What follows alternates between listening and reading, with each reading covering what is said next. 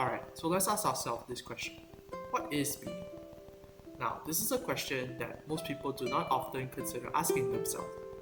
At first, the word meaning feels obvious. We look at something, we understand it. But if we really think about it, meaning is not inside the object itself. No. Meaning is something we as people assign it to be. For example, a red traffic light means stop. But there's nothing about color red that actually means stop.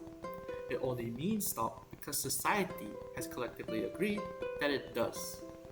This idea is explained further in semiotics, the study of signs and symbols.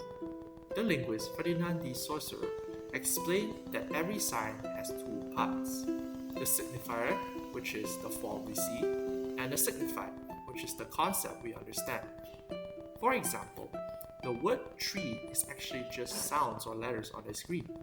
There's nothing tree-like about the word itself. We only understand it because we were taught its meaning.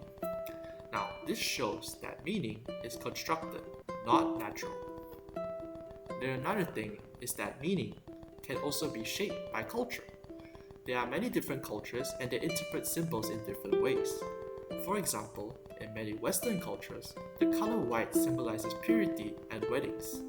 But in some Asian cultures, white symbolizes mourning and death. The color itself does not change. What changes is the cultural context around it. Since culture influences our values, tradition, beliefs, and experiences, it teaches us what is appropriate, what is sacred, what is beautiful, and what is taboo for us. And over time, these shared beliefs become normal to us and we start questioning them. The anthropologist Clifford Geertz described culture as a system of shared symbols that people use to make sense of the world. Now, what does that mean? This means that meaning depends on shared understanding within a group. So, let's summarize. What exactly is meaning? Meaning is not something we discover, it is something we construct. It does not exist inside objects or symbols. It exists in shared understanding between people. Culture gives symbols value, while society stabilizes and reinforces that value. But meaning itself is actually not fixed in general.